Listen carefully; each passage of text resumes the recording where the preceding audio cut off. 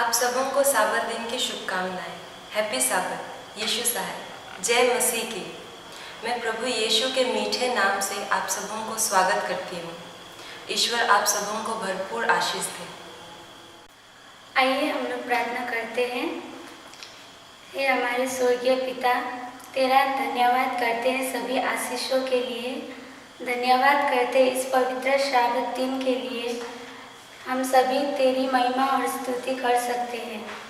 पिता परमेश्वर, हम तेरी कलीसिया के प्रार्थना करते हैं जहाँ जहाँ आज के दिन तेरी उपासना हो रही है।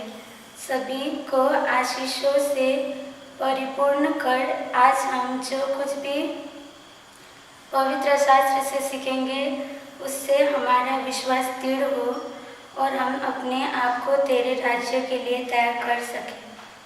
प्रार्थना करते हैं सभी भाई बहनों के लिए जो अस्वस्थ है, उन्हें चंगाई दे। जो गरीब मोहताज है उनकी सहायता कर। हमने जो भी पाप किए हैं उन्हें तू माफ़ कर और हम सभी को पवित्र आत्मा का दान दे। हमारी अगुवाई कर। ये छोटी सी विनती प्रभु यीशु मसीह के मीठे नाम सुन और ग्रहण कर। आमीन।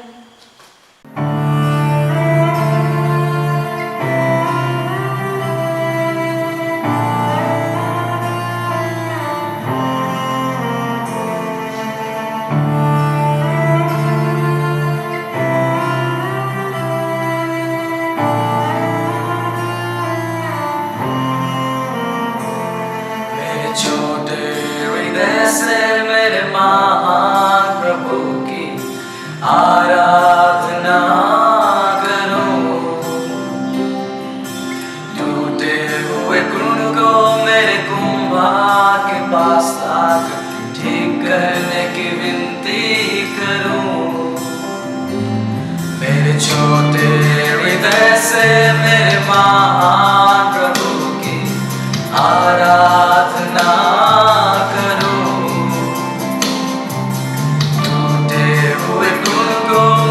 कुंभार के पास लाकर ठीक करने की विनती करो। होसन्ना होसन्ना यहूदियों के राजा को। होसन्ना होसन्ना आने वाले राजा को।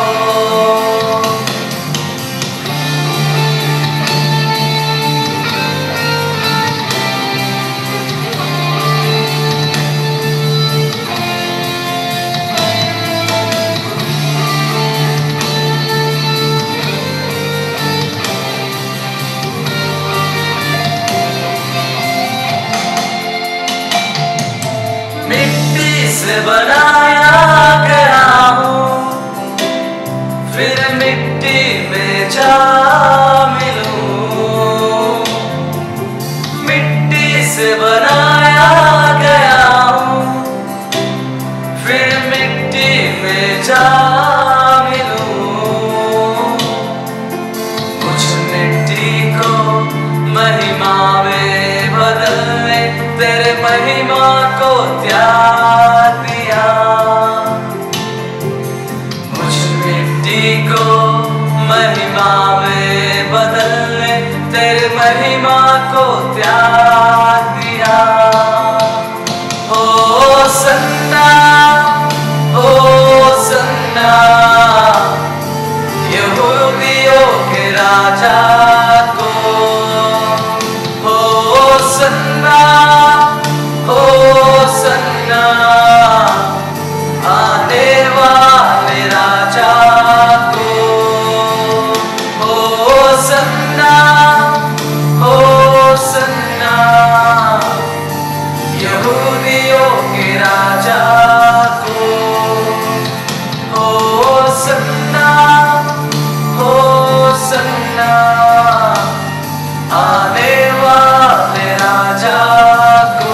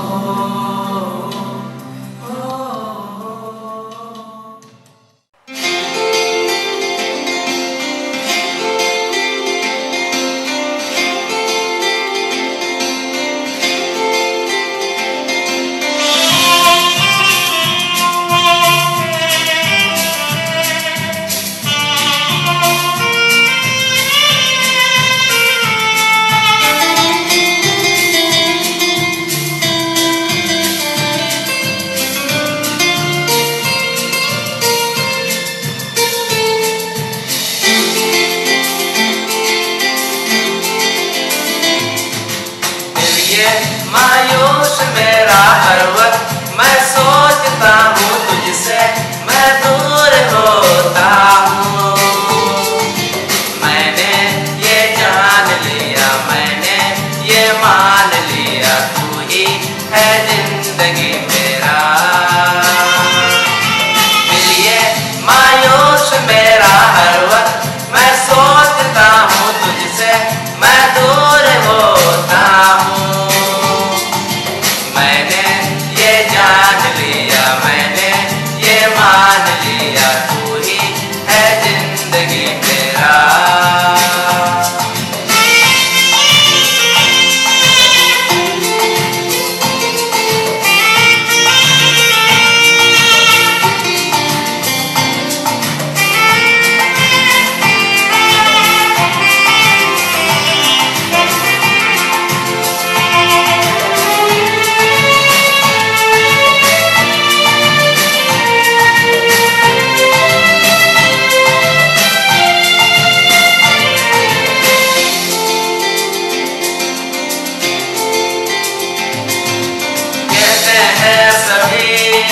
देता तू खुशी जीने की गिराह तू ही है मसीह।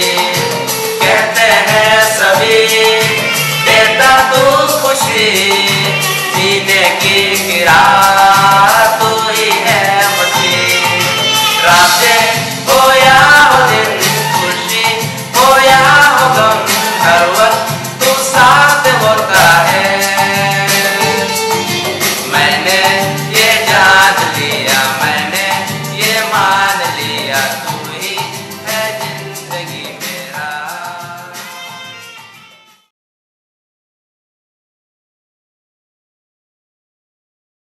गुड मॉर्निंग एंड हैप्पी साबत। आज का मिशन स्पॉटलाइट का शीर्षक है दिलों को खोलना लॉकडाउन के दौरान। प्यूर्टो रिको में एडवेंटिस्ट लोगों ने एक जगह बनाया है जहां पे सब समुदाय के लोग स्वागत किए जाते हैं। UCI urban centre of influence यहाँ पे प्राथमिकता समुदाय, पढ़ाई और परिवार को दिया जाता है। यहाँ पे स्टूडेंट्स और एडवेंटिस्ट यूनिवर्सिटी स्वस्थ रहने के लिए जागरूक करते हैं और जो सीखना चाहते हैं उन्हें सिखलाते हैं। हम सब टीप सेंटर सर्वे में हैं ताकि हम सब यहाँ जान सके कि यहाँ के आसपास के लोगों का क्या ज़रूरत है और हम इन्हें कैसे मदद कर सकते हैं। हम यहाँ पे पत्रिका देते हैं जिसमें हम जो भी सेवाएं देते हैं वो लिखा होता है।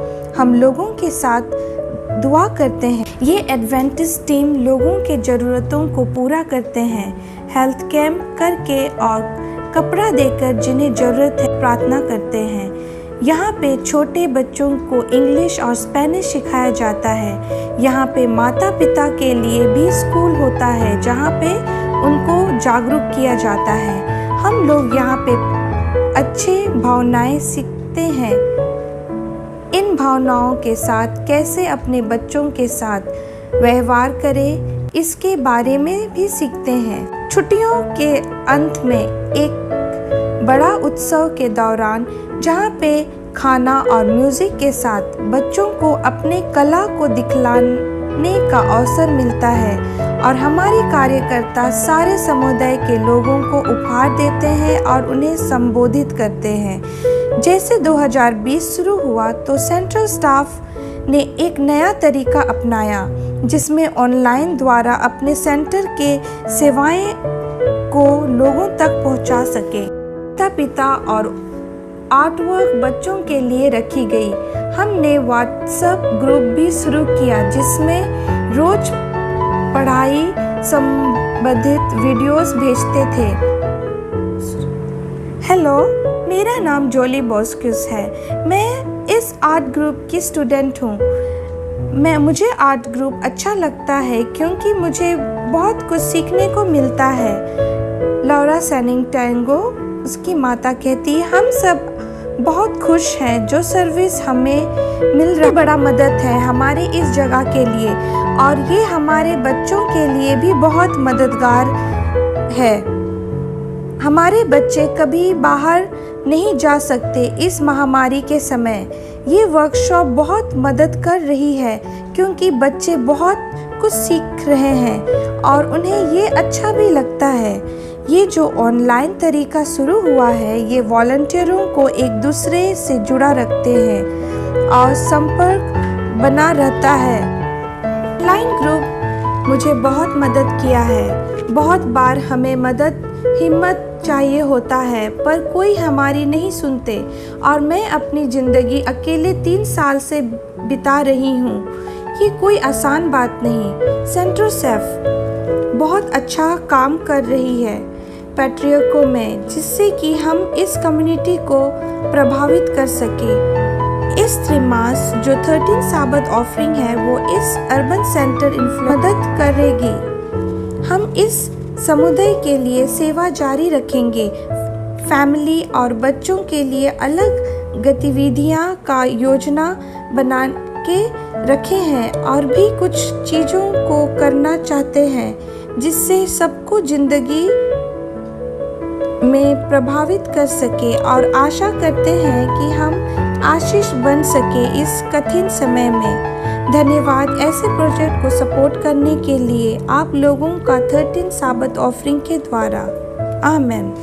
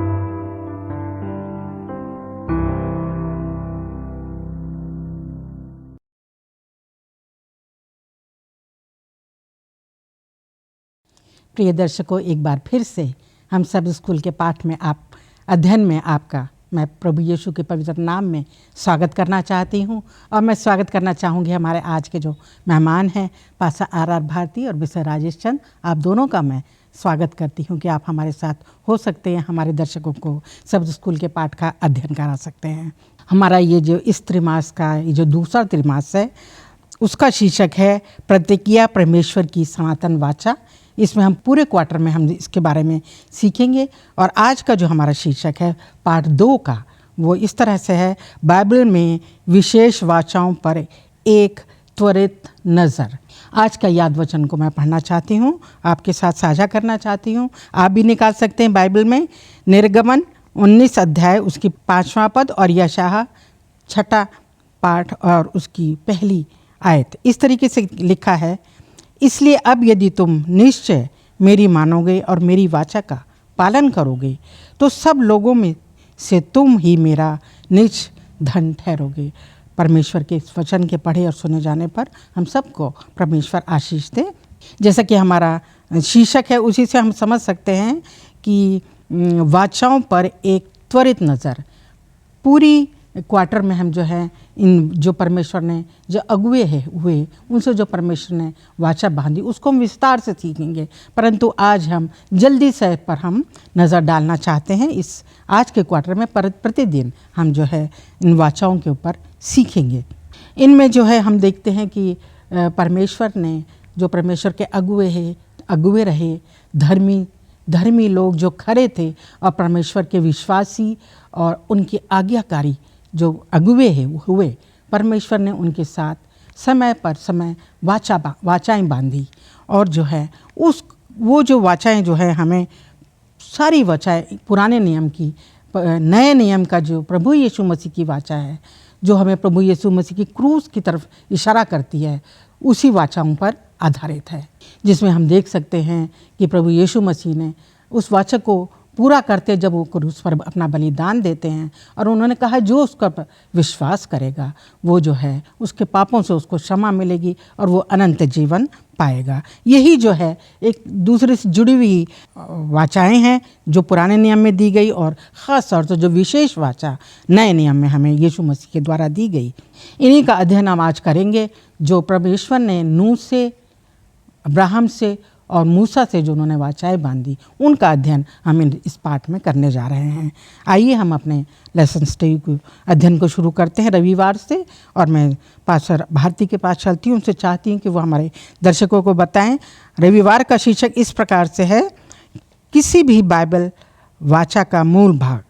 बाइबल की वाचा का मूल भाग, ये हमारे रविवार का शीर्षक है। और मैं चाहती हूँ कि पास्टर भारती इस बात पर रोशनी डालें कि वाचा क्या है, हमारे दर्शकों को बताएं और बाइबल में इसका क्या मतलब है। ये जो आज का पर्चा है, इसका सबसे पहला जो ये पाठ है उसमें इस बात को खास करके आज यहाँ समझाने की कोशिश की गई है कि वाचा क्या है और इसका क्या मतलब है।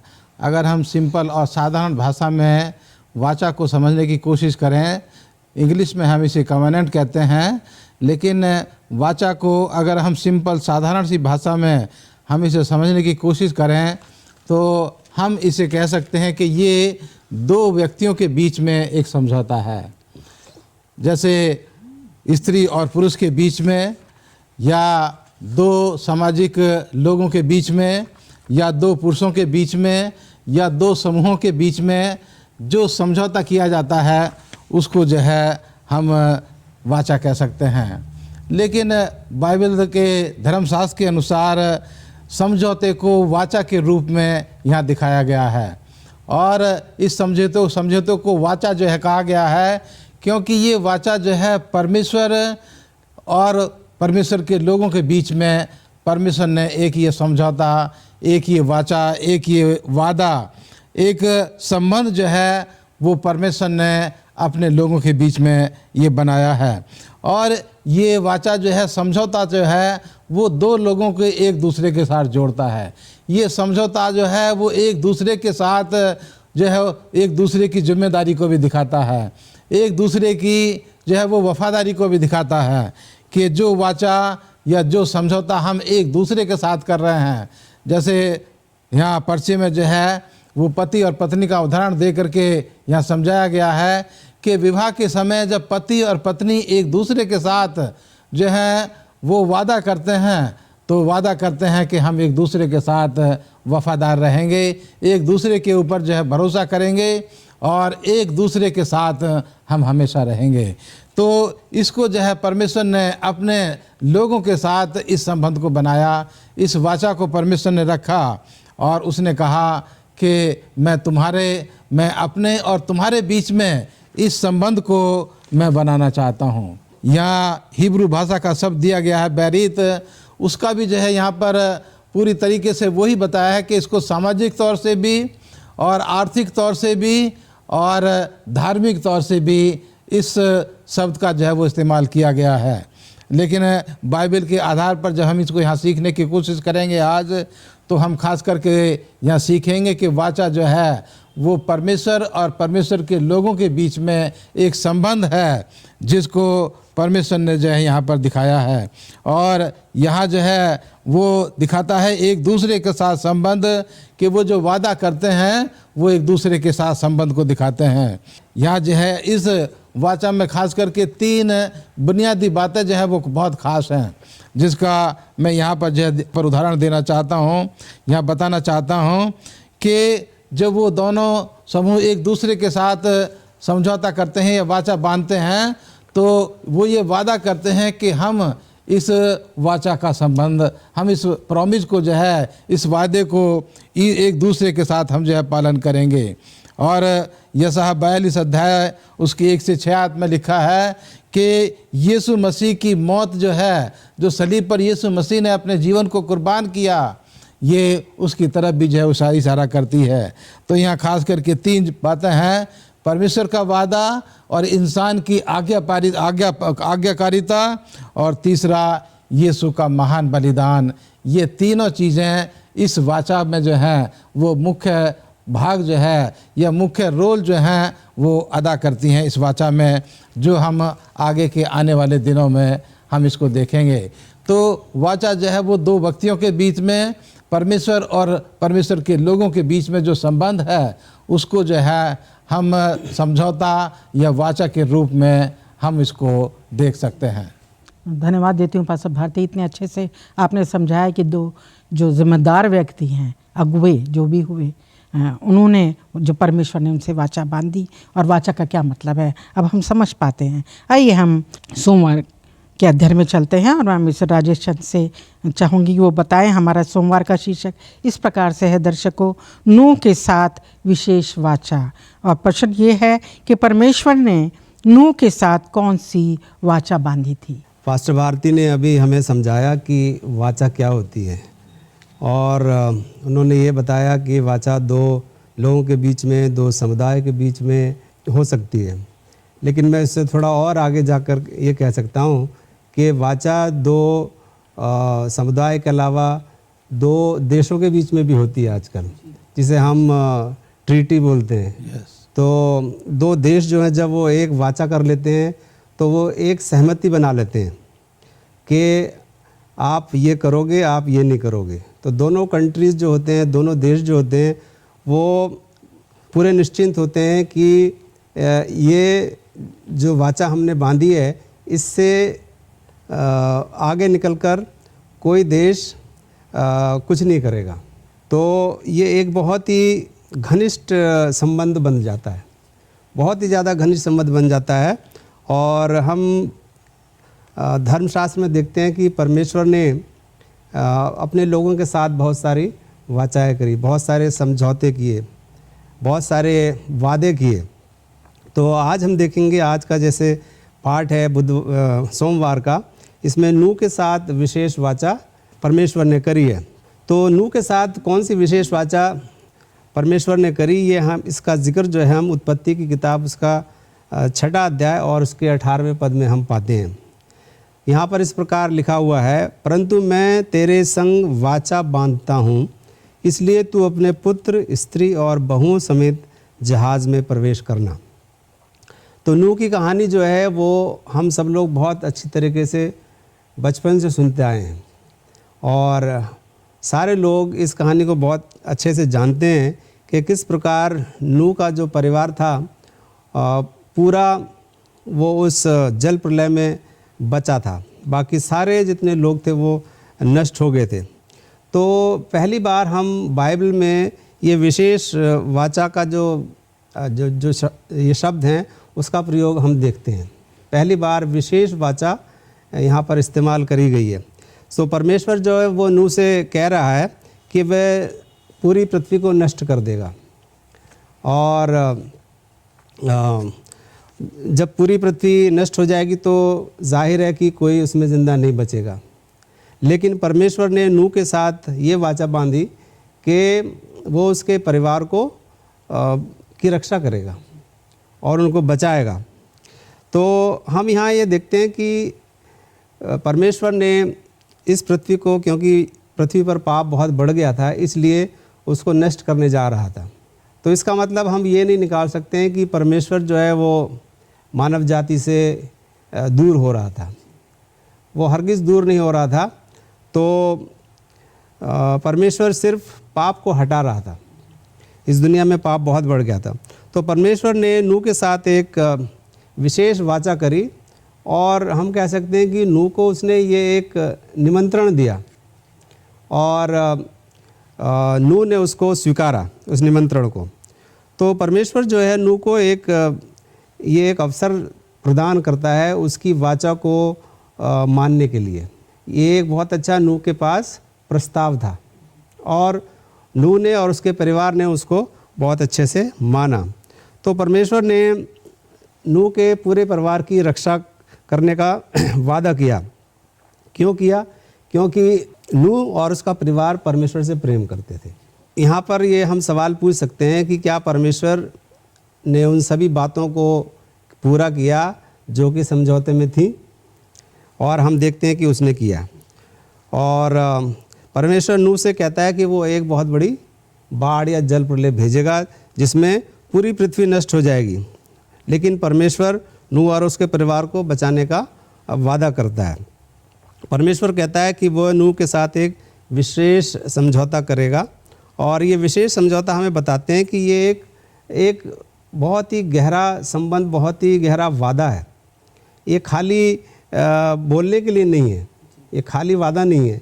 ये परमेश्वर कह रहा है, क्योंकि जो परमेश्वर कहता है वो करता है। यदि परमेश्वर नूह से कहता कि देखो भाई मैं इस पृथ्वी को नष्ट करने जा रहा हूँ और मैं नहीं जानता कि मैं तुम्हें बचाऊंगा या नहीं बचाऊंगा, या ऐसी कोई गोलमोल बातें परमेश्वर नहीं बोलता है।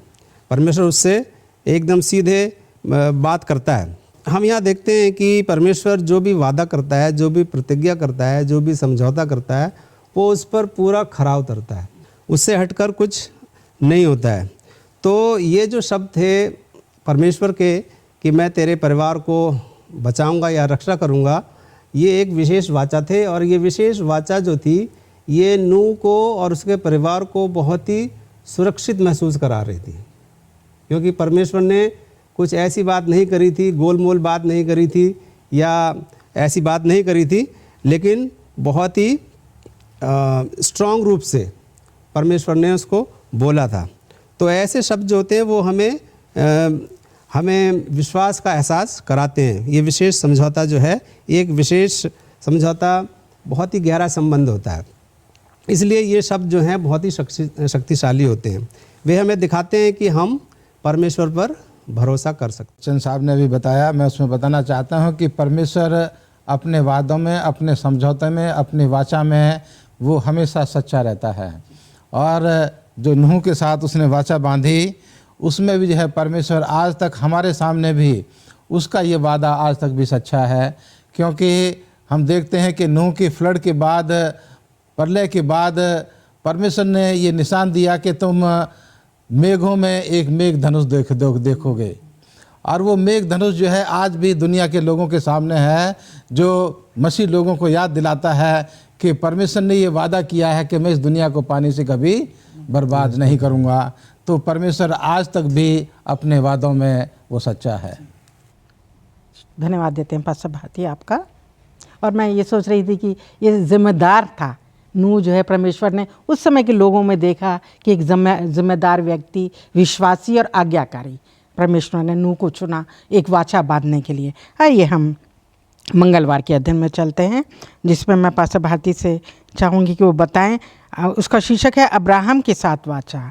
पृथ्वी पर सभी लोगों को आशीर्वाद देने के लिए परमेश्वर अब्राहम का उपयोग कैसे करता है।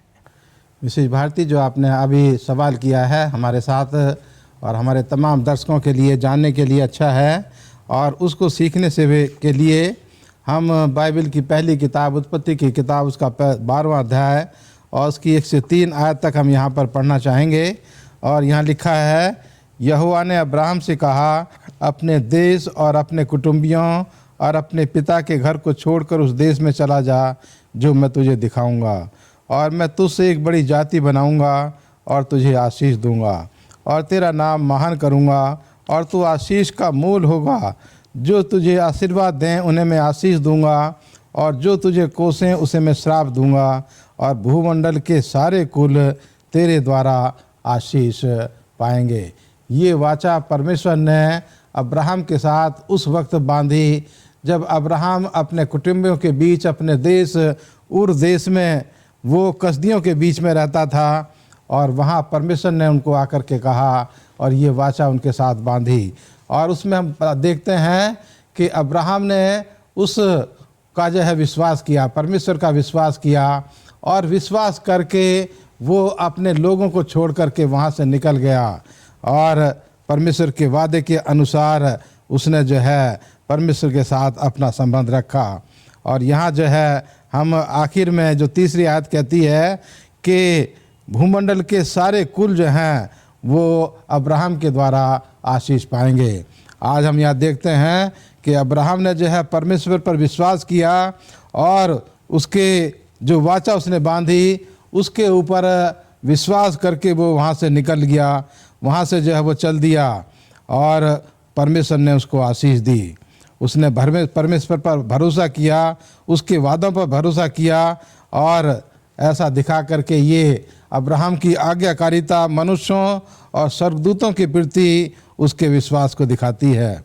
तो यहाँ हम देखते हैं कि अब्राहम ने जब विश्वास किया और विश्वास करके उसने वैसा ही काम करना शुरू किया, तो यहाँ हम दिखाते हैं कि यहाँ विश्वास और जो कार्य हैं उनके बीच में भी जो है इस संबंध को दिखाया जाता है कि विश्वास और कामों के बीच में संबंध है, कि हम विश्वास से बच जाते हैं और उसके बाद हम आज्ञाकारी हमें होने की ज़रूरत है। हम जो हैं परमेश्वर ने हमें बचाने का वादा किया है, और उसके बाद हमारे अच्छे काम आते हैं। तो यहाँ यूहन्ना उसका 4 अध्याय, पहला यूहन्ना 4 अध्याय उसकी 19 में लिखा है कि हम परमेश्वर से प्रेम करते हैं और इसीलिए हम उसकी आज्ञाओं का पालन करते हैं। तो यहाँ आज जो यहाँ जिक्र किया गया है कि भूमंडल के सारे कुल उसके द्वारा आशीष पाएंगे, तो आज यहाँ पर दुनिया के तमाम लोगों के लिए ये वाचा दी गई है परमेश्वर की कि जो अब्राहम के परमेश्वर में विश्वास करेगा और उसके अनुसार अपना जीवन व्यतीत करेगा, तो परमेश्वर की आशीषें उस हर एक व्यक्ति को मिलेंगी जो परमेश्वर में विश्वास लेकर के आता है, और अब्राहम का वंश जो है वो बन जाता है। तो इस तरह दुनिया के तमाम कुलों के साथ, दुनिया की तमाम जातियों के लिए, तमाम लोगों के लिए, तमाम भाषा बोलने वालों के लिए ये परमेश्वर ने ये वादा किया है कि जो मुझ में विश्वास करेगा, परमेश्वर उनको जो है आशीष देगा और वो अब्राहम के वारिस जो हैं वो बन जाएंगे और दुनिया के तमाम लोग उसके द्वारा आशीष पाएंगे। तो हम जब अब्राहम के परमेश्वर में विश्वास करते हैं तो वही आशीषें जो परमेश्वर ने अब्राहम को दी, वही आशीषें परमेश्वर जो है अपने उन लोगों को देने के लिए तैयार है जो उसमें विश्वास करते हैं, जो उसको प्रेम करते हैं और उसकी आज्ञा का पालन करते हैं। शुक्रगुजार हैं पास्टर भारती आपका। और उसने परमेश्वर ने हमसे प्रेम किया और हमें भी ज़रूरत है कि हम उससे प्रेम करें और उस पर विश्वास रखें। आइए हम जो हैं बुधवार के अध्ययन में चलते हैं, जिसका शीर्षक इस तरह से है, मूसा के साथ वाचा। मिस्टर राजेश चंद से जानना चाहूँगी, वो बताएं सिनाई पर्वत पर किया गया समझौता और अब्राहम के साथ किए गए वादे में क्या समानता है। आज बुधवार के जो पाठ में हम इस बात को पढ़ेंगे कि मूसा के साथ परमेश्वर ने वाचा बांधी। और जैसा कि अभी पास्टर भारती ने पढ़ा उत्पत्ति 12 में और उसकी 1 से 3 पद में हम इस बात को पढ़ते हैं कि यहोवा ने अब्राहम से कहा कि अपने देश, अपने जन्मभूमि और अपने पिता के घर को छोड़कर ऐसी जगह पर चला जा जो मैं तुझे बताऊंगा या जहां मैं तुझे ले जाऊंगा, और मैं तुझे एक बड़ी जाति बनाऊंगा और तुझे आशीष दूंगा और तेरा नाम बड़ा करूंगा, तुझे आशीष का मूल कारण बनाऊंगा, और जो तुझे आशीर्वाद देंगे मैं उन्हें आशीषित करूंगा, और जो तुझे कोसेंगे मैं उन्हें शाप दूंगा, और पूरे भूमंडल में लोग जो हैं तुझसे आशीष पाएंगे। ये परमेश्वर ने वाचा जो थी अब्राहम के साथ बांधी थी। और हम देखते हैं कि परमेश्वर जो है लोगों से वादा करता है। जिस प्रकार से परमेश्वर ने अब्राहम के साथ वाचा बांधी, जिस प्रकार से परमेश्वर ने नूह के साथ वाचा बांधी और परमेश्वर ने उस कार्य को पूरा किया, तो हम देखते हैं कि परमेश्वर जब वाचा बांधता है तो वो उस कार्य को पूर्ण रूप से पूरा करता है। और परमेश्वर, जैसे कि हम जानते हैं कि परमेश्वर मिस्र से अपने लोगों को निकालकर गुलामी से बचाता है, तो और परमेश्वर सिनाई पर्वत पर एक समझौता करता है। इस समझौते से हमें पता चलता है, यदि हम पढ़ें निर्गमन उसका 20वां अध्याय और उसका 2 पद, तो हम इस बात का जिक्र पाते हैं और इस समझौते या वाचा के बारे में हम वहाँ पढ़ते हैं। परमेश्वर अपने लोगों को दास्ता और पाप से मुक्त करता है। इस वाचा के अनुसार समझौते में इज़राइल को पाप की समस्या के लिए परमेश्वर की जो योजना थी उसको दर्शाया गया है। परमेश्वर अपने लोगों को दिखाता है कि वो यदि पाप करते हैं और यदि वो माफ़ी मांगना चाहते हैं तो उन्हें क्या करना चाहिए। इसलिए ये समझौता हमारे जितने भी हमने समझौतों के बारे में या वाचाओं के बारे में अध्ययन किया है, नूह के समय में परमेश्वर ने उसके साथ वाचा बांधी और परमेश्वर ने इज़राइल के साथ, इज़राइल को निकालने के लिए, मिस्र से निकालने के लिए वाचा बांधी। तो सभी समझौते जो हैं वो ईश्वर की दया, उसकी क्षमा और उसकी शक्ति को दर्शाते हैं। सिनाई समझौता कई मायनों में हमें वही चीज़ दिखाता है जो परमेश्वर ने अब्राहम से वादा किया था। परमेश्वर अपने लोगों के साथ एक विशेष मित्रता प्रदान करता है। तो हम यहाँ पर ये एक बहुत ही महत्वपूर्ण बात सीखते हैं कि परमेश्वर जब वाचा बांधता है तो वो एक मित्रता करने का अवसर प्रदान करता है। तो ये हमारे लिए एक बहुत बड़ी बात होनी चाहिए कि परमेश्वर जो कि सृष्टि करता है वो आगे आ रहा है एक समझौता करने के लिए, और वो हमें एक निमंत्रण दे रहा है। तो ये एक बहुत ही बड़ी बात है। और परमेश्वर क्यों इस प्रकार की वाचा बांधता है? क्योंकि परमेश्वर जो है वो हमसे प्रेम करता है। वो परमेश्वर अपने लोगों से प्रेम करता है। अब वो चाहता है कि कोई भी नष्ट ना हो, बल्कि सारे उसके राज्य में बचाए जा सकें, क्योंकि परमेश्वर प्रेम है। और इसलिए वो उस प्रेम को अपनी वाचा के अनुसार लोगों तक पहुंचाता है ताकि लोग उसको समझें और उसके पास आएं। तो परमेश्वर अपने लोगों को महान बनाने का भी वादा करता है अपनी वाचा के अनुसार, और उनको हुक्म देता है ताकि वो उसकी व्यवस्था के अनुसार उसके हुक्म का पालन करें। तो परमेश्वर ने सिर्फ हमें 10 आज्ञाएं ही नहीं दी हैं या हुक्म ही नहीं दिए, बल्कि परमेश्वर ने हमें व्यवस्था भी दी है ताकि हम उस व्यवस्था के अनुसार उसकी आज्ञा का पालन कर सकें।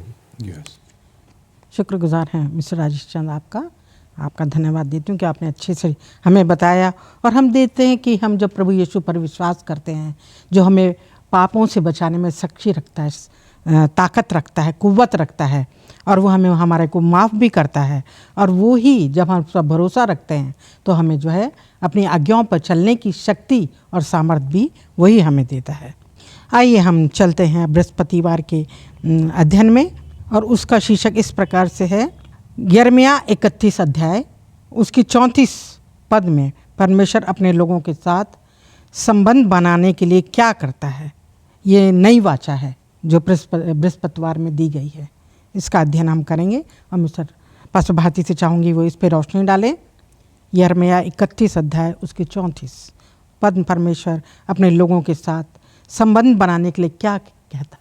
जिस आयत का आपने जिक्र किया है उसको मैं अपने दर्शकों के लिए यहाँ पढ़ देना चाहूँगा। परमेश्वर के वचन से जो यिर्मयाह की किताब उसके 31 अध्याय की 31 से लेकर के 33 आयत तक जो है यहाँ पर दिखाई गई है, लेकिन खास करके मैं समय का ध्यान रखते हुए 33 आयत यहाँ पर पढ़ना चाहूँगा। यहाँ लिखा है, परंतु जो वाचा मैं उन दिनों के बाद इस्राएल के घराने से बांधूँगा वह यह है, मैं अपनी वाचा उनके मनों में समाऊँगा और उसे उनके हृदय पर लिखूँगा, और मैं उनका परमेश्वर ठहरूँगा और वो मेरी प्रजा ठहरेंगे। यहोवा की यह वाणी है। परमेश्वर यहाँ अपने लोगों के साथ ये एक नया संबंध जो है वो यहाँ पर कायम कर रहा है, और परमेश्वर यहाँ अपने लोगों के दिलों के ऊपर अपने इस संबंध को, इस वाचा को जो है वो लिख देना चाहता है।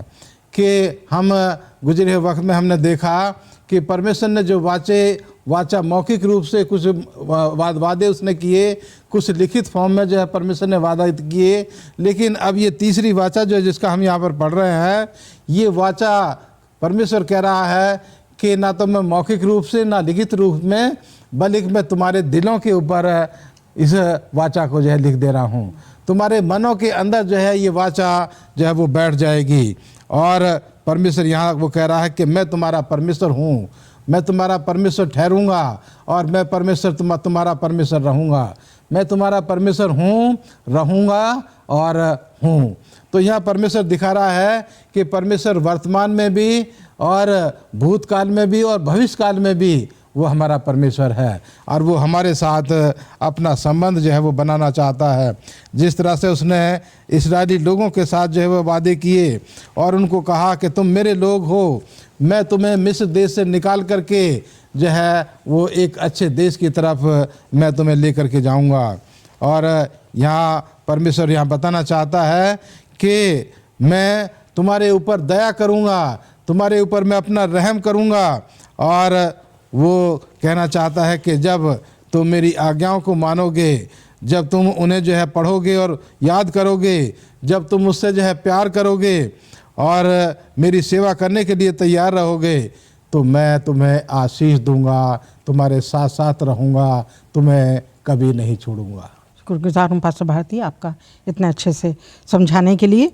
आइए हम शुक्रवार के अध्ययन में चलते हैं, और मैं मिस्टर राजेश चंद से चाहूँगी वो बताएं परमेश्वर द्वारा किए गए समझौते का नेतृत्व कौन करता है।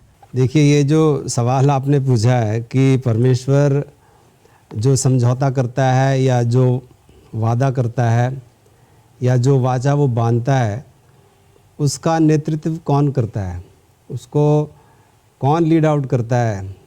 यदि हम परमेश्वर के साथ, परमेश्वर हमारे साथ जब कुछ वाचा करता है, बांधता है, तो जाहिर सी बात है कि परमेश्वर ही उसका अगुवा है, परमेश्वर ही उसका नेतृत्व करता है। तो हमें ये बात जान लेनी चाहिए कि जब परमेश्वर ने नूह के साथ वाचा बांधी, जब उसने मूसा के साथ वाचा बांधी, जब उसने इजरायली लोगों के साथ, अब्राहम के साथ वाचा बांधी, तो हम उसमें देखते हैं कि परमेश्वर ही उनकी अगुवाई करता है, परमेश्वर ही उन्हें शक्ति देता है ताकि वो उस वाचा के अनुसार चल सकें। और परमेश्वर की जो योजना है इंसान के लिए वो पूर्ण हो सके, तो परमेश्वर ही हमारा अगुवा होता है। और एलन जी वाइट जो हमारी एक बहुत बड़ी भविष्यवक्ता कह लेना चाहिए या प्रोफेटिस हुई हैं, उन्होंने बहुत सारी किताबें लिखी हैं और एक इनकी जो किताब है पैट्रियार्क्स एंड प्रॉफिट्स, उसमें उन्होंने बहुत सारी बातें लिखी हुई हैं और एक शीर्षक है अब्राहम कनान देश में। ये एक शीर्षक है इस किताब में एक पाठ का, और उसमें मिसेस एलन जी वाइट बताती हैं कि परमेश्वर की व्यवस्था जो है वो हमें अपना कर्तव्य दिखाती है कि हमें क्या करना है। और ईश्वर का जो नियम है वो हम सब जानते हैं कि परमेश्वर का नियम जो है वो प्रेम पर आधारित है। और परमेश्वर ने जब अदन के बगीचे में भी जब आदम और हवा को बनाया तो उनको अपने प्रेम का जो नियम था वो सिखाया। बाद में प्रभु ने सिनाई पर्वत पर भी प्रेम की व्यवस्था की घोषणा की। प्रेम की ये व्यवस्था जो है ये नई वाचा का ही हिस्सा है। परमेश्वर व्यवस्थाओं को हमारे दिलों में लिखना चाहता है, जैसा कि अभी पास्टर भारती ने भी बताया कि परमेश्वर चाहता है कि हम उसकी व्यवस्था को अपने दिलों में बहुत ही अच्छी तरीके से उनको जान लें और लिख लें। यह व्यवस्था मानव कार्यकर्ता को उसके जीवन के लिए परमेश्वर की योजना को दर्शाती है। जो परमेश्वर की जो व्यवस्था है वो उसके प्रेम को दर्शाती है। क्या होगा यदि परमेश्वर हमें छोड़ देता खुद से तय करने के लिए, अकेला छोड़ देता कि जो करना है आप करो, तब क्या होता? तब हमारे जीवन का जो नियंत्रण था वो शैतान के हाथ में होता और जो शैतान करता या कहता वही हम करते। यही कारण है कि परमेश्वर हमें उसकी सेवा करने की आज्ञा देता है ताकि हम शैतान के हाथ में ना पड़ जाएं। इसी कारण से परमेश्वर हमें उसकी सेवा करने की आज्ञा देता है। हमारे जीवन के लिए जो उसकी योजना है वो बहुत अच्छी है। यही हमें एक बेहतर इंसान बना सकती है। परमेश्वर चाहता है कि हम बुद्धिमान और धैर्यवान कार्यकर्ता बने। परमेश्वर ये चाहता है कि हम वही काम करें जो कि वो हमें कहता करने के लिए। और परमेश्वर ने हमें, यीशु मसीह ने हमें ये सिखाया जब वो इस पृथ्वी पर थे कि हमें किस प्रकार से कार्य करना है। यीशु कहता है कि हे मेरे परमेश्वर, मैं तेरी इच्छा से प्रसन्न हूँ और तेरी व्यवस्था मेरे अंतःकरण में बसी हुई है। तो भजन संहिता उसका 40वां अध्याय और उसके 8वें पद में राजा दाऊद ने ये लिखा है। और उसमें वो कहते हैं कि यीशु मसीह ये कहते हैं कि मैं तेरी इच्छा से प्रसन्न हूँ, मैं तेरी व्यवस्था मेरे अंतःकरण में बसी हुई है। सो जिस प्रकार से यीशु मसीह के मन में, उनके दिल में परमेश्वर की जो व्यवस्था थी वो बसी हुई थी, उसी प्रकार से परमेश्वर चाहता है कि वो व्यवस्था जो है हमारे मनों में भी उसी तरीके से बस जानी चाहिए ताकि हम वही कार्य करें और धीरे से करें जो परमेश्वर हमें कहता है। तभी हम उस महान कार्य को पूर्ण कर पाएंगे। हमने जितने भी वाचा आज सीखी हैं उनका जो खास निचोड़ है, जो चंद साहब ने भी बताया कि जो मुख्य रोल है, जो मुख्य पार्ट है वो परमेश्वर ने निभाया है। और बाइबल का भी ये निचोड़ है और इन वाचाओं का भी यही निचोड़ है कि परमेश्वर ने इंसान से पहले प्यार किया। परमेश्वर ने पहले प्यार किया और उसके बाद कहा कि तुम मुझे प्यार करो। तो परमेश्वर जो है यहाँ पर आगे, सबसे आगे है। और उसके बाद वो कहता है कि तुम मेरे साथ आ जाओ, मैं तुम्हारे साथ हूँ, तुम मेरे साथ आ जाओ। मैंने तुम्हें पहले प्यार किया है, इसलिए अब हमारा भी ये फ़र्ज़ हो जाता है कि हम भी परमेश्वर को प्यार करें। मिस्टर राजेश चंद, मैं शुक्रगुजार हूँ आपका अच्छे विचारों का जो आपने साझा किया हमारे दर्शकों के साथ, और पास्टर भारती आपका भी, आप दोनों का मैं शुक्रगुजार हूँ कि इतने अच्छे विचार आपने हमारे लोगों के वाचा के बारे में जो हमने पुराने नियम में सीखे और फिर यीशु मसीह के बारे में।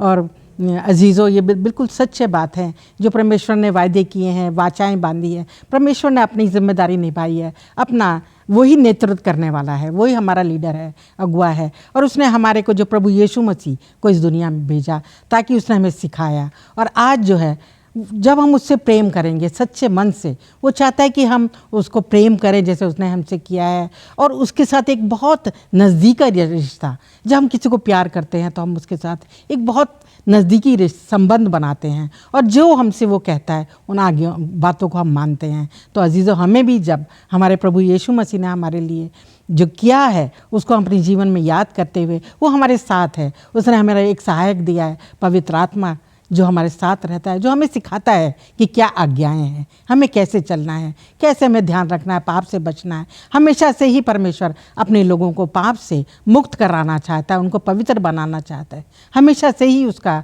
ये लक्ष्य रहा है, और आज भी वो हमारे जीवन में यही लक्ष्य है कि हम पाप से बचें, परमेश्वर पर भरोसा रखें और उसकी आज्ञाओं का पालन करते हुए, उस पर भरोसा रखते हुए अपने जीवन को आगे बढ़ाएं।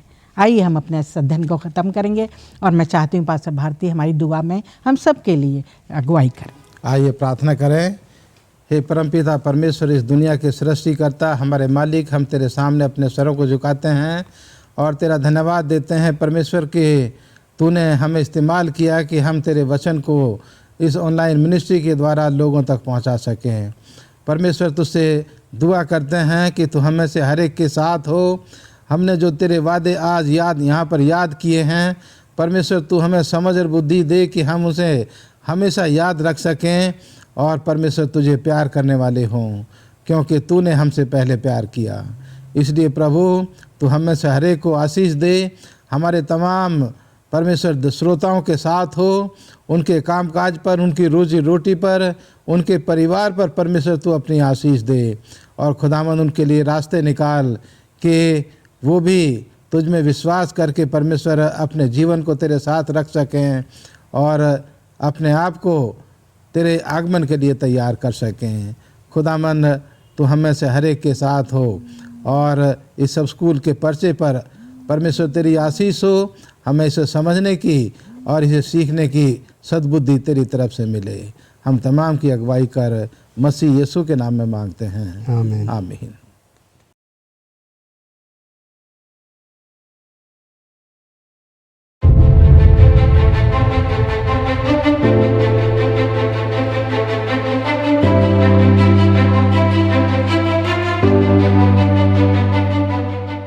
सातवीं शताब्दी में आयोना एक सुसज्जित विश्वविद्यालय था।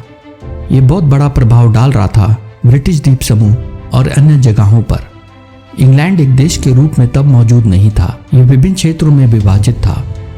और स्थानीय राजा नॉर्थम्ब्रिया का राजा ओसवाल्ड ने आयोना को संदेश भेजकर अनुरोध किया कि एक मिशनरी को यहाँ भेजा जाए। एडन, जो आयोना में प्रशिक्षित था, यहाँ भेजा गया, और जब वो यहाँ पहुँचा, उसने राजा से अनुरोध किया कि वे लिंडिस्फर्न के टापू में अपना प्रशिक्षण विद्यालय स्थापित कर सके।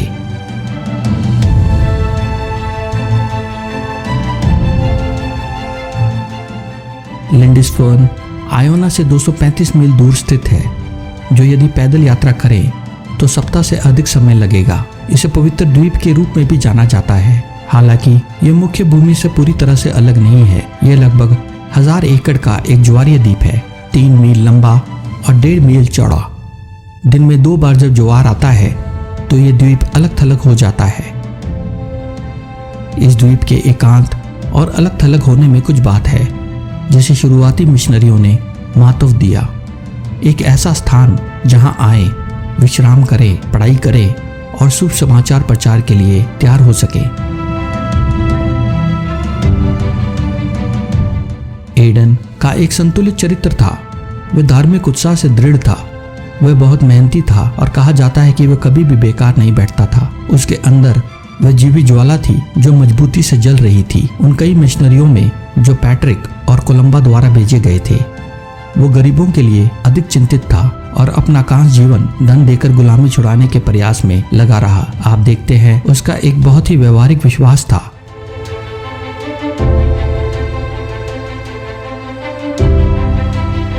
उसने इंग्लैंड के लिए वह किया जो कोलंबा ने स्कॉटलैंड के लिए किया था।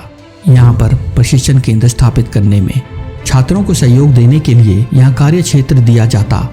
उन्होंने अन्य प्रशिक्षण केंद्र भी स्थापित किए मेलरोज और विडबी जैसी जगहों पर।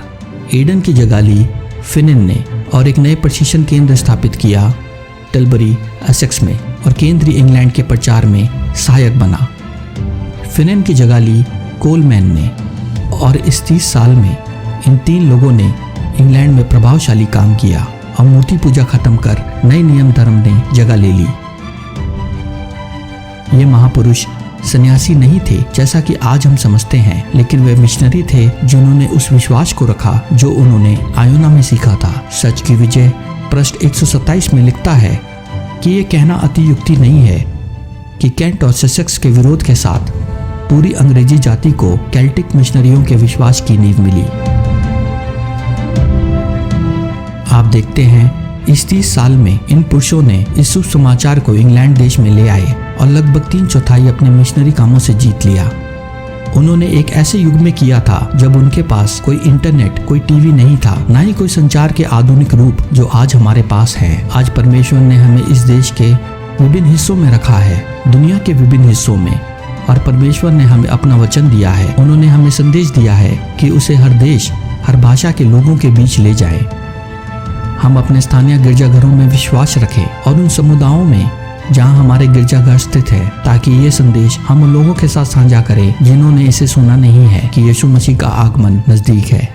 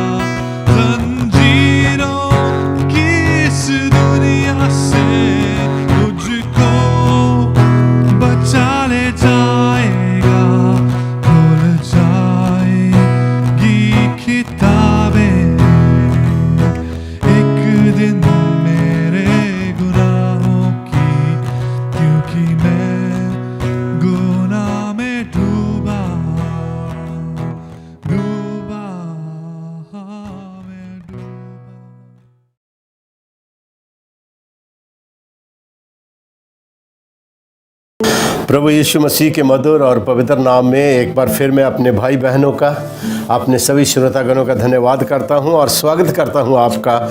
और एक नए संदेश के साथ आज मैं एक बार फिर आपके सन्मुख उपस्थित हूं। आज का हमारा संदेश है the mystery beast of revelation, प्रकाशित वाक्य के उस बड़े पशु का भेद। ये हमारा आज का संदेश है। इससे पहले कि हम अपने संदेश में जाएं, आइए हम प्रभु से छोटी प्रार्थना करें।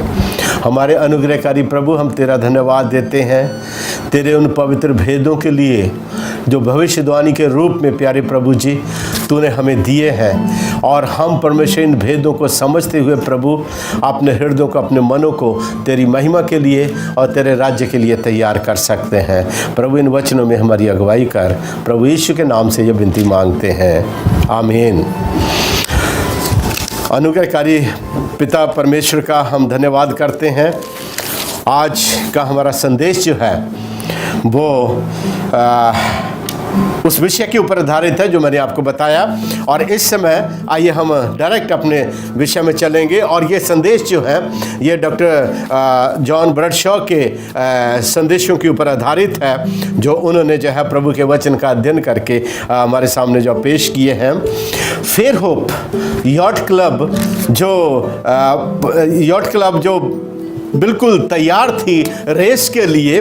ये एरिया जो है वो मैक्सिको के गल्फ में या खाड़ी में पाया जाता है, जो कुछ मील की दूरी पर जो है वो डॉल्फिन आइलैंड से है। और डॉल्फिन आइलैंड से के पास जो है वो कोस्ट ऑफ अल्बामा जो है उसके बीच में जो वो कम से कम 20 किलोमीटर का बिल्कुल स्ट्रेट जो है वो रास्ता पाया जाता है।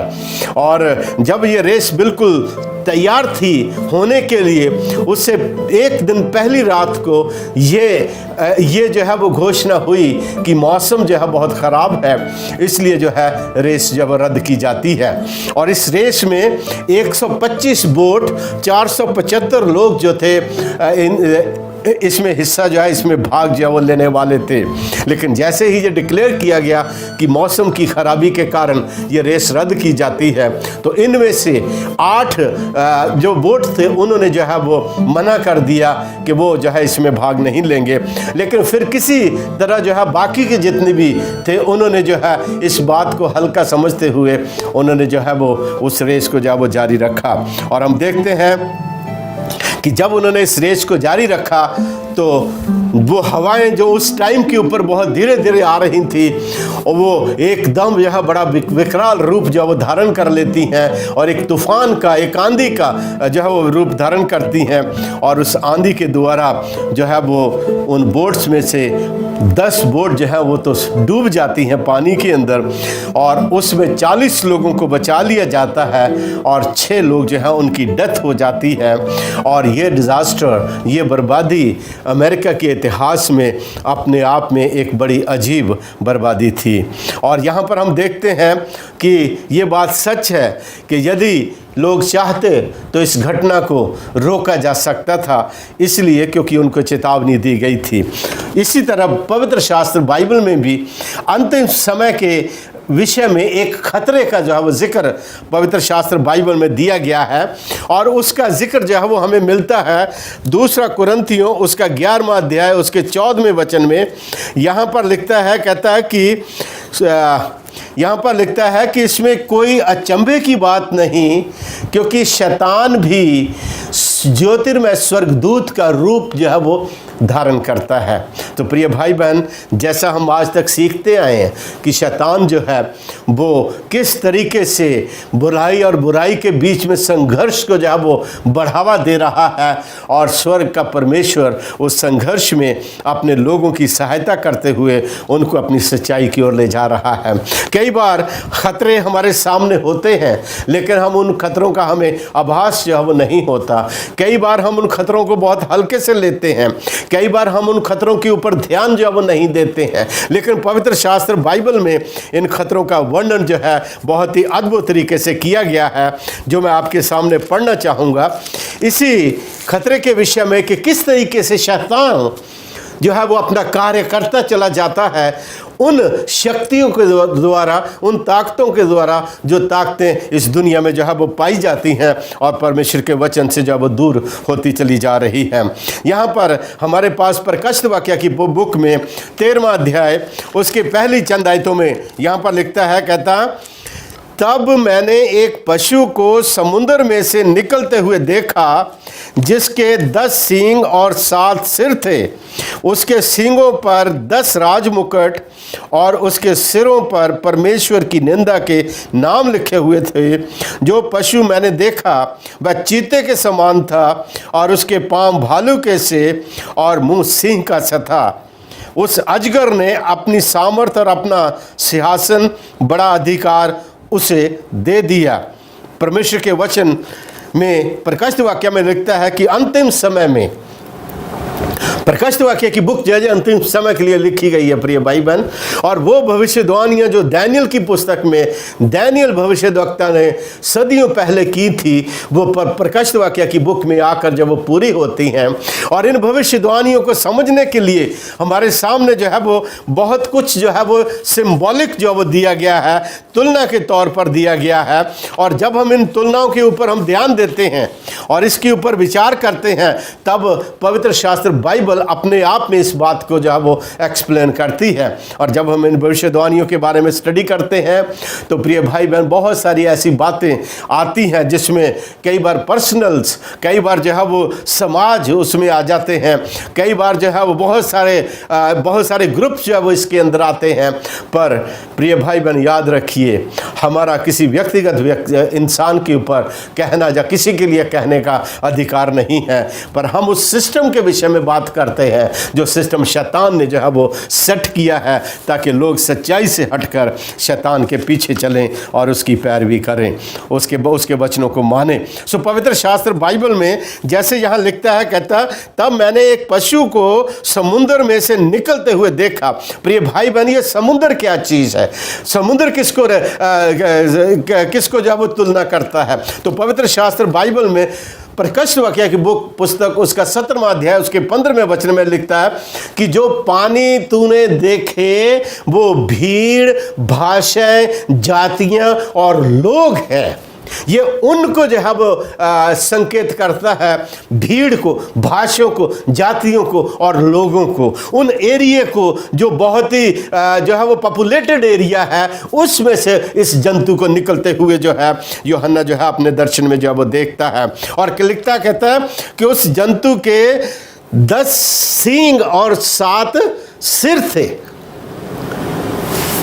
10 सींग जो है वो किसको जाहिर करते हैं? सींग जो है ये एक लीडर्स को जो है वो जाहिर करता है, एक राजा को जाहिर करता है, और सिर जो है वो भी राजा को जो है वो बाइबल में प्रकट करता है। मैं बाइबल के रेफरेंस अभी आपको नहीं दे रहा हूं, क्योंकि ये सारा विश्लेषण पवित्र शास्त्र बाइबल स्वयं अपने आप में देती है कि सींग किसको रिप्रेजेंट करते हैं, सिर किसको रिप्रेजेंट करते हैं, पानी किसको रिप्रेजेंट करते हैं। और उसके बाद जो है औरत, वुमन जो बाइबल में दी गई है कई बार भविष्यवाणियों में, वो किसको रिप्रेजेंट करती हैं। तो दानियल की पुस्तक में जब हम देखते हैं दानियल 7वें अध्याय में, तो वहां पर हम देखते हैं कि दानियल जो है एक स्वप्न जो है वो देखता है, और स्वप्न में वो क्या देखता है कि समुद्र में से उसने 4 जंतुओं को बाहर निकलते हुए देखता है। पहला जंतु सिंह के समान, दूसरा जंतु जो है वो रीछ के समान, तीसरा जंतु जो है वो चीते के समान, चौथा जंतु जो है वो भयानक और खौफनाक जंतु का वर्णन जो है वो किया गया, उसको कोई नाम नहीं दिया गया उसको।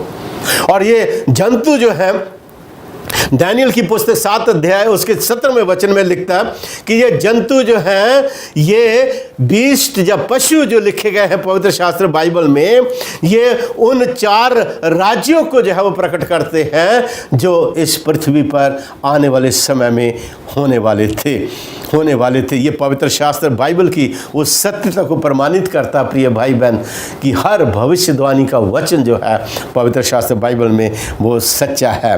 दानियल जो है वो जब उस पहले पशु को जो बाबुल के राजा को रिप्रेजेंट करता है, दूसरा पशु जो है वो मादा फारस के राज्य को प्रकट करता है, तीसरा पशु जो है वो यूनान के राज्य को प्रकट करता है। और यूनान वो राज्य था जिसने जो है पूरी दुनिया के ऊपर राज किया, और उसका जो बड़ा लीडर था उसका नाम था सिकंदर महान, अलेक्जेंडर द ग्रेट। प्रिय भाई बहन, तो ये सारा इतिहास की बातें हैं, और पवित्र शास्त्र वचन में, बाइबल में, भविष्यवाणियों की पुस्तकों में इस इतिहास की बातों को सैकड़ों वर्ष पहले, हजारों वर्ष पहले, जब अभी तक पैदा हुई भी नहीं थी, तो इनका वर्णन जो है परमेश्वर ने अपने भविष्यवक्ताओं के द्वारा, अपने नबियों के द्वारा बहुत पहले से जो है इसको प्रकट कर दिया था। पवित्र शास्त्र में लिखता है बीस्ट, हुकूमतें, समुद्र, पानी, लोग और हवा जो है वो युद्ध, लड़ाइयाँ, संघर्ष, आपस में मारपीट, लड़ाइयाँ, तो इनको जो है वो ये रिप्रेजेंट करते हैं। प्रिय भाई बहन, दानियल 4:7 में लिखता है, कहता कि पहला जंतु जो था वो लायन था, सिंह के समान था। इसके विषय में हमने जब अध्ययन कर लिया, हम थोड़ा और आगे बढ़ेंगे क्योंकि समय की कमी के कारण ये संदेश को जो है बहुत थोड़े से समय के अंदर बांधना जब वो बहुत ही मुश्किल है। और उसके बाद लिखता है कि चौथा जंतु जो था वो बड़ा भयानक और बड़ा खौफनाक और डरावना था, और जब उसके 10 सींग और 7 सिर थे उसके, और जब उन 10 सींगों को देख रहा था, तो इसका अर्थ ये है प्रिय भाई बहन कि चौथे जंतु का राज्य जो रोम का राज्य कहलाता था वो 10 भागों में जो है वो बंट जाता है, और आज भी वो कंट्रीज यूरोप में जो है वो पाई जाती हैं। आज भी वो कंट्रीज यूरोप में पाई जाती हैं, और पवित्र शास्त्र बाइबल की जो भविष्यवाणी है कि वो कभी एक नहीं होंगी, और आज तक वो कभी एक हुई नहीं। हर कोशिश मनुष्य ने एक होने की करी, उन्होंने करेंसी भी ऐसी बनाई कि पूरे यूरोप में एक करेंसी होगी तो हम एक हो जाएंगे। बहुत सारे राजाओं ने जो है उनको एक करने की कोशिश करी लेकिन नहीं कर सके। पर दानियल कहता है जब मैं उन सींगों को ध्यान से देख रहा था तो मैंने एक छोटे सींग को मैंने देखा जो 3 सींगों को उखाड़ कर जो वो शक्ति में, पावर में आया। प्रिय भाई बहन, और उसको छोटा सींग कहा गया है। और इस छोटे सींग के विषय में बाइबल के पुराने जो प्रोटेस्टेंट्स लीडर हुए हैं उन्होंने इसका वर्णन जो है उस छोटे से राज्य के विषय में किया है जो आज संसार में वेटिकन सिटी कहलाता है। वेटिकन सिटी कहलाता है आज। इसमें जो है वो John Knox, John Calvin, Roger Williams, John Wesley जो मेथोडिस्ट चर्च के फाउंडर थे, उन्होंने अपनी स्टडीज़, अपने अध्ययन के द्वारा इन भविष्यवाणियों के उन्होंने कहा कि ये छोटे सींग की हुकूमत कोई और नहीं हो सकती, ये छोटे सींग की हुकूमत सिर्फ और सिर्फ वेटिकन सिटी ही हो सकती है, वेटिकन सिटी ही हो सकती है। प्रिय भाई बहन, और आप ये देखिए कि बाबुल की हुकूमत, उसके बाद मादा फारस की हुकूमत, उसके बाद यूनान की हुकूमत, और यूनान की हुकूमत के बाद रोम की हुकूमत इस संसार में आई। और रोम की हुकूमत का खात्मा जो है वो 476 AD में जाकर उनका अंत जो वो हो जाता है, और तब वेस्टर्न यूरोप की जो रोम जो था, वेस्टर्न रोम, वो 10 भागों में जो वो बंट जाता है। और जब 10 भागों में बढ़ जाता है और वेस्टर्न रोम जो छोटी सी जगह रह जाती है उसके ऊपर जब बारबेरियंस के अटैक होते, ये इतिहास की बातें हैं प्रिय भाई बहन, और बारबेरियंस के जब अटैक उसके ऊपर होते हैं और वो कमज़ोर पड़ता चला जाता है, तब वचन में ये भविष्यवाणी पूरी होती है प्रकाशित वाक्य की कि वो अजगर जो बुतप्रस्त रोम को रिप्रेजेंट करता है, शैतान को रिप्रेजेंट करता है, वो अपना पूरा अधिकार जो है वो इस पशु को जो समुद्र में से निकलता है उसको अपना पूरा अधिकार दे देता है। तो हम देखते हैं यहाँ पर कि कॉन्स्टेंटाइन राजा जो है वो अपना अधिकार जो है वो वेटिकन सिटी के हेड को वेटिकन सिटी के अधिकारी को अपना अधिकार 476 एडी में जो है वो दे के वो वहाँ से दूसरी जगह जाकर अपनी राजधानी बना लेता है, जिसको आज भी कॉन्स्टेंटाइनोपल के नाम से जो है इतिहास में या नक्शे में देखा जा सकता है।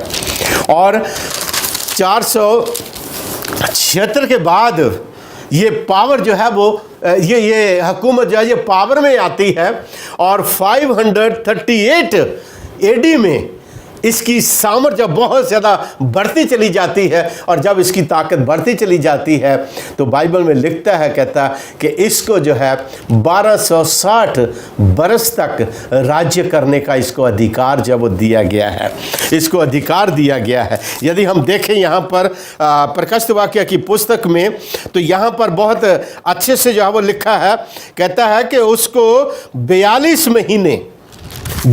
महीने 1 काल 2 काल और आधे काल तक और कई जगह इसको 1260 दिन तक की भविष्यवाणी के नाम से इसे जाना गया है। और ये भविष्यवाणी जो है वो 7 बार बाइबल में इसका वर्णन जो है वो आता है। और हम एग्जैक्टली देखते हैं प्रिय भाई बहन 538 एडी से लेकर 1798 में जब नेपोलियन बोनापार्ट का सेनापति पोप को जो है वो कैद करके 1517 में जो है वो ले जाता है फ्रांस में और बैलेंस के मुकाम के ऊपर उसको जो है वो कैद कर देता है।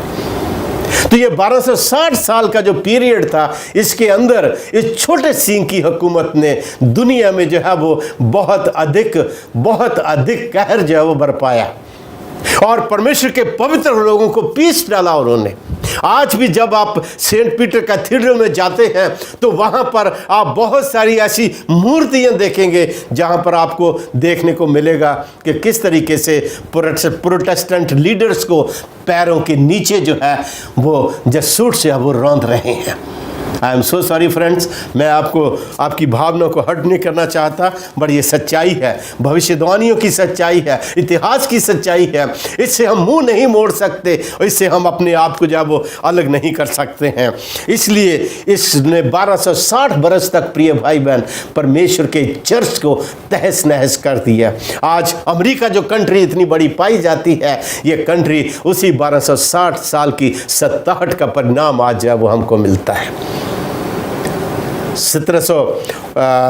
1620 में जब इंग्लैंड और स्कॉटलैंड में जब इस राज्य का, इस हुकूमत की बड़ी जबरदस्त सत्ताहट जब वो चली जा रही थी, तब जो है वो इन कंट्री से लोग जो है चलकर आकर अमेरिका जो कभी वीरान और सुनसान जगह था वहाँ आकर ये बसते हैं और बसने के बाद वहाँ एक नई स्टेट बनाते हैं जिसका नाम आज भी न्यू इंग्लैंड के नाम से पाया जाता है।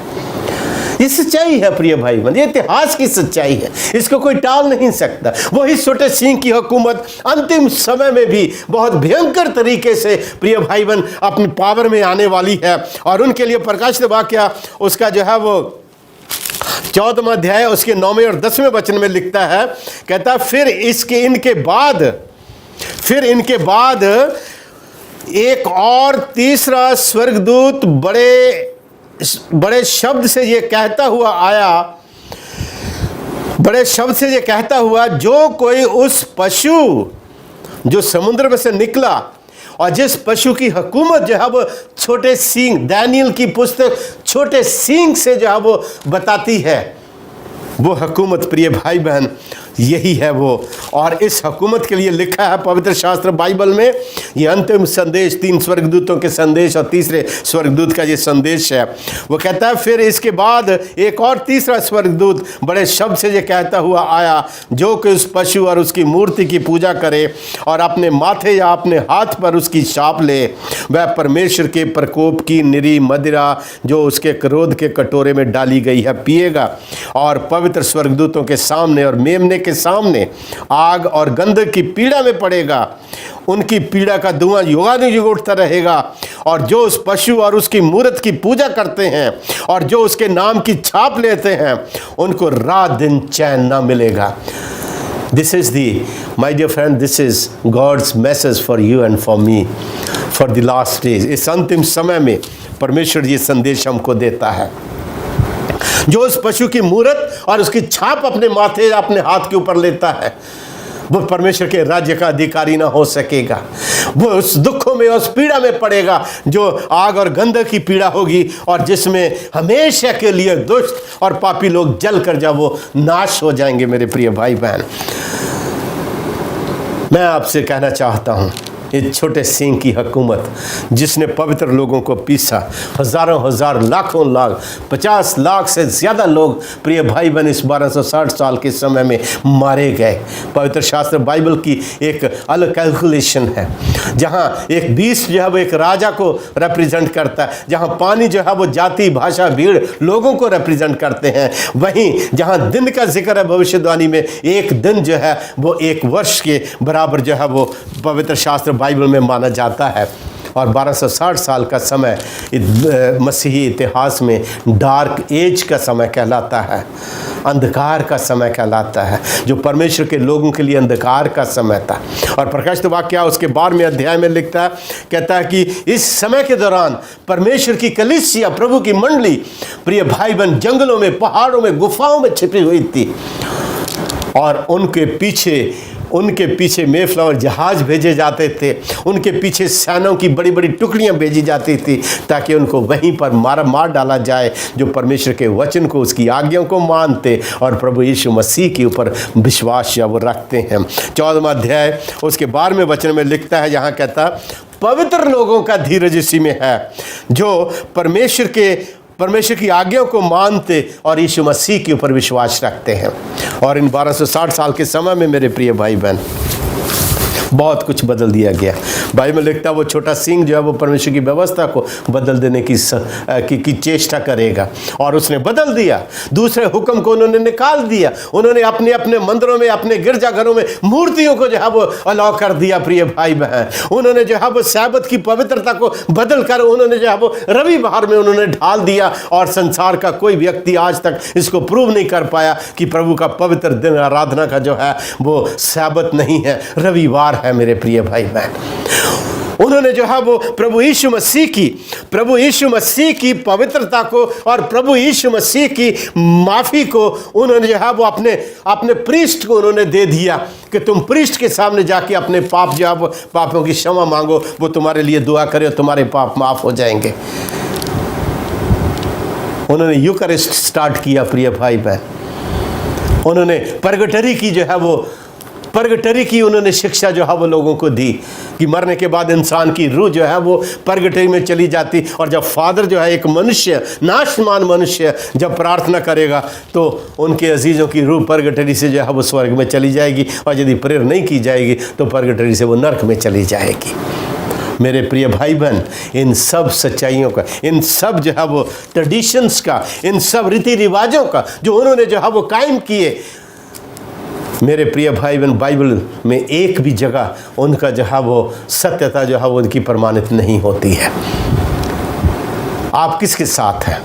परमेश्वर की आज्ञाओं के साथ, परमेश्वर के वचन के साथ, या उन रूढ़िवादियों और उन रीति रिवाजों के साथ जो मनुष्य के बनाए हुए हैं? प्रभु यीशु मसीह कहता है कि तुम जो है परमेश्वर की आज्ञा को कितनी अच्छी तरह से टाल देते हो, और मनुष्यों की रीति रिवाजों को मानकर तुम मुझे जब रिस दिलाते हो, मुझे गुस्सा दिलाते हो।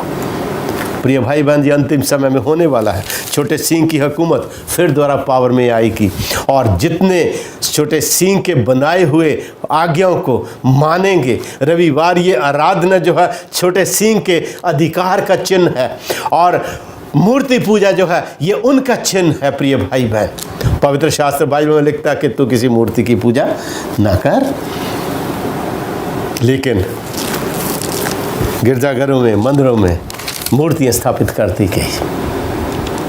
मेरे प्रिय भाई बहन, खुदा सिर्फ 2 चीज़ों से नफरत करता है, घृणा करता है, मूर्ति पूजा और व्यभिचार। ये 2 चीज़ें इतनी भयानक गुनाह है प्रभु की दृष्टि में। प्रिय भाई बहन, मैं आपको बताऊं, परमेश्वर किसी भी रूप में इनको माफ़ नहीं करेगा। आइए हम उसके पशु की छाप और उसकी मूर्त की पूजा ना करें, पशु की छाप क्या है? रविवार ये आराधना। उसकी मूर्त क्या है? उसकी दी हुई तमाम शिक्षा जो आज जो है वो दुनिया में लोग, संसार में ज़्यादातर मसीही लोग जो है वो मानते हैं।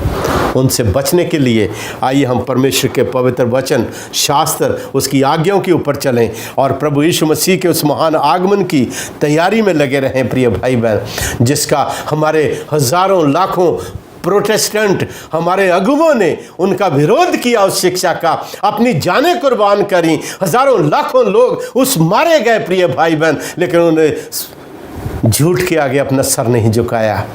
आप भी सत्य के लिए खड़े हो जाइए। परमेश्वर का वचन कहता है तू सत्य को जान तो सत्य तुम्हें स्वतंत्र करेगा। आज़ादी जो है वो सत्य में पाई जाती है प्रिय भाई बहन। सत्य क्या है? प्रभु यीशु मसीह, उसका वचन सत्य है। उसने कहा यदि तुम मेरे चेले कहलाना चाहते हो तो तुम मेरी आज्ञाओं को मानोगे। मेरे प्रिय भाई बहन, क्या आप परमेश्वर की आज्ञाओं को मानने के लिए तैयार हैं? यदि हाँ तो आइए हम प्रभु से प्रार्थना करें ताकि परमेश्वर हमारी अगुवाई करे।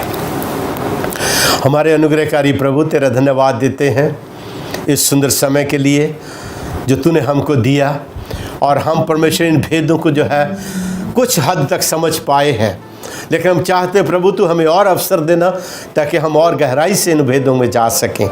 हम अपने सभी भाई बहनों, श्रोतागणों का हम धन्यवाद करते हैं जो इन वचनों को सुनते। तू अपने आत्मा के द्वारा उनके साथ बातचीत करना परमेश्वर, ताकि वो मनुष्य की बनाई हुई विधियों पर नहीं बल्कि तेरे आज्ञाओं को मानने के लिए तुझ पर विश्वास रखते हुए तेरे उस महान आगमन के लिए अपने आप को तैयार कर सकें, जब तू स्वर्गीय बादलों के ऊपर आएगा और हम इस पाप भरे संसार को छोड़कर तेरे साथ उन अब्दी जलाली घरों को जा सकें जो तूने हमारे लिए बनाए हैं। हमारे सब श्रोतागणों को अपनी आत्मा से भरपूर कर देना प्रभु, और हम सबको अपने प्यार में ढालना, क्योंकि सभी आशीषें हम अपने प्यारे प्रभु और अपने उद्धारकर्ता यीशु मसीह के मीठे और पवित्र नाम में मांगते हैं। आमीन, आमीन।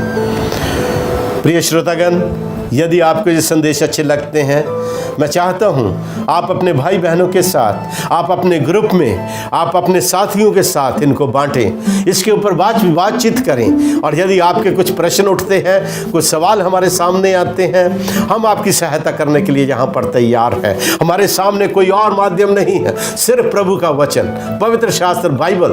और यदि इसको हम मान के चलेंगे मेरे प्रिय भाई बहन, जिंदगी आपकी है, खुशी आपकी है, शांति आपकी है, प्रेम आपका है जो प्रभु ने आपसे किया है। ईश्वर आपको आशीष दे। आमीन।